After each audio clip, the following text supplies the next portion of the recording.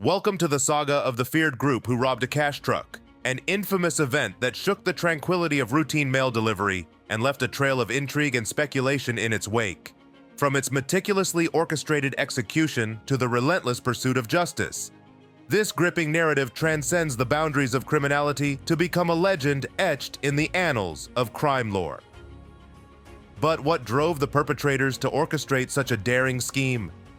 What forces conspired to set the wheels of this audacious plot into motion?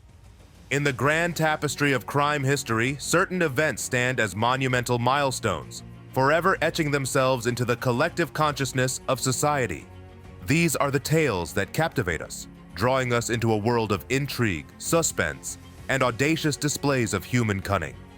Among these, one event looms large, casting a long shadow over the annals of criminal lore: the Plymouth Mail Robbery, known far and wide as the Great Plymouth Mail Truck Robbery. This singular heist, draped in the cloak of mystery and infused with the allure of the unknown, captured the imagination of a nation and held it firmly in its grasp. But before delving into the gritty details of the robbery itself, it's essential to set the stage, to paint a vivid picture of the world in which it unfolded. Picture, if you will, the quaint town of Plymouth, Massachusetts, nestled along the shores of the Atlantic Ocean. A town steeped in history, its cobblestone streets and colonial architecture offer a glimpse into a bygone era. Yet beneath its serene facade lies a simmering undercurrent of intrigue, a pulsating energy that hints at the untold stories lurking just beneath the surface.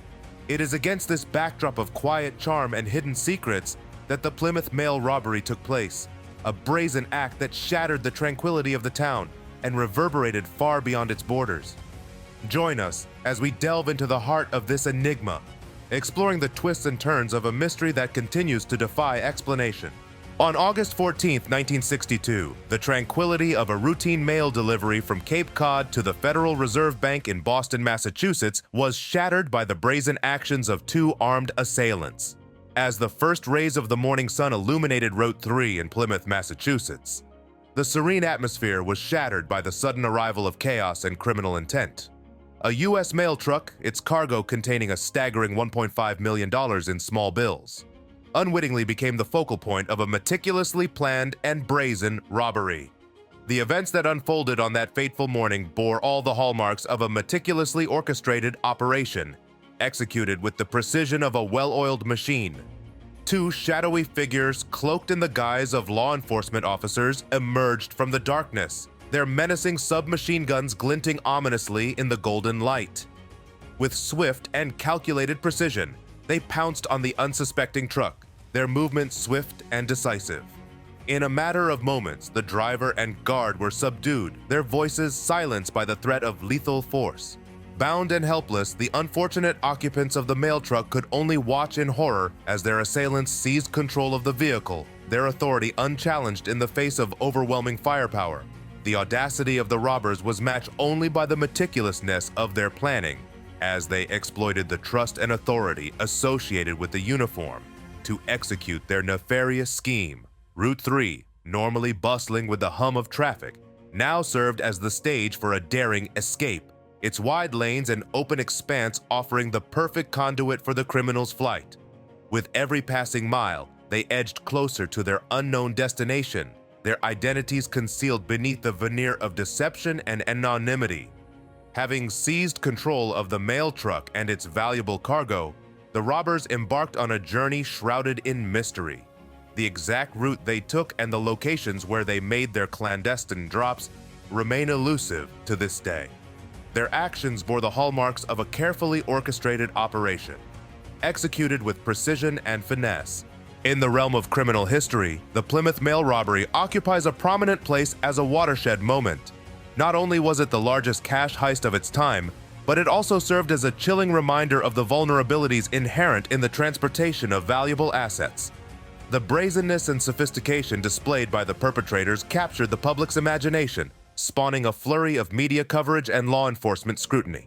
Despite exhaustive investigations and numerous leads, the perpetrators of the Plymouth Mail robbery remained elusive, their identities shrouded in secrecy.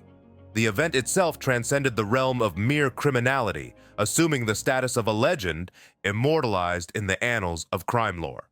The combination of media sensationalism, law enforcement pressure, and widespread public interest fueled speculation and conjecture, often leading to baseless accusations against innocent individuals.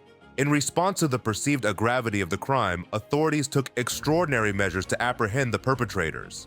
The offering of substantial rewards, including a $150,000 cash reward or 10% of the amount recovered by the Federal Reserve Bank of Boston, in addition to the $50,000 Postmaster General reward, underscored the severity of the situation. Furthermore, the declaration that any suspect killed during apprehension would be deemed convicted for reward purposes reflected the desperation of law enforcement to bring the perpetrators to justice. Despite these efforts, the investigation into the Plymouth mail robbery was fraught with challenges. The lack of substantial leads and the absence of tangible evidence hampered progress, leaving investigators grappling with a crime that seemed to defy resolution. Meanwhile, the media's penchant for sensationalism led to the unjust vilification of innocent individuals, further complicating an already convoluted narrative. The frenzied atmosphere that enveloped the Boston area during the height of the investigation serves as a cautionary tale, highlighting the dangers of unchecked speculation and media sensationalism. Innocent lives were upended, reputations tarnished, and communities gripped by fear, all in the pursuit of justice that remained elusive. As the 5-year federal statute of limitations loomed over the investigation into the Plymouth mail robbery, law enforcement agencies embarked on a desperate campaign of surveillance and harassment in a last-ditch effort to crack the case. Faced with the specter of time running out and no substantial leads to pursue, the Postal Inspectorate and the Department of Justice intensified their efforts, casting a wide net of suspicion over known armed robbers in the Boston area. In a dramatic turn of events, shortly before the statute of limitations was set to expire, a federal grand jury handed down indictments against 4 men and 1 woman, charging them as the perpetrators of the audacious heist. Thomas R. Richards of Weymouth, John Kelly of Watertown, and Patricia Diaferio of Boston became central figures in a saga marked by intrigue and suspicion. Represented by the controversial defense lawyer F. Lee Bailey, Richards and Kelly faced accusations stemming from their alleged involvement in the brazen heist. Despite their release on $25,000 bail each, the investigation unearthed unsettling details, including claims of mistreatment by law enforcement and the curious discovery of incriminating items at Richards' residence.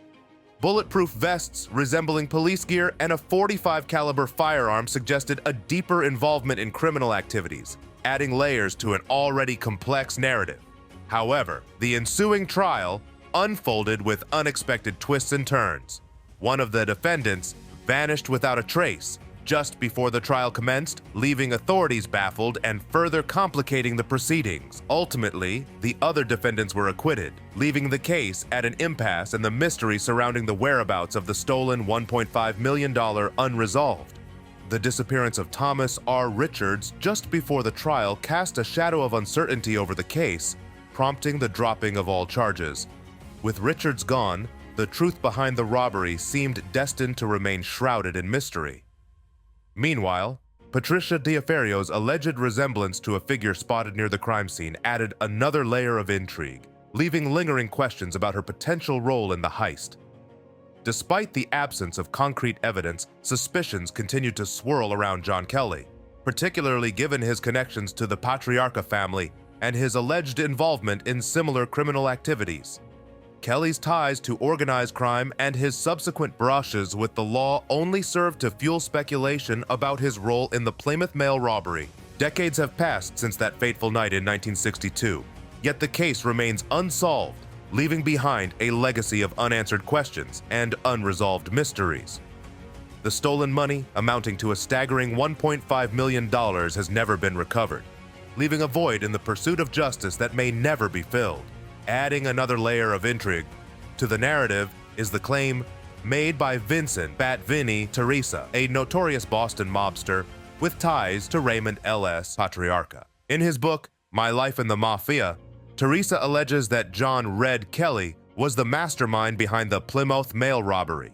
According to Teresa, Kelly orchestrated the heist, and subsequently received a generous 80 cents on the dollar when the stolen money was laundered.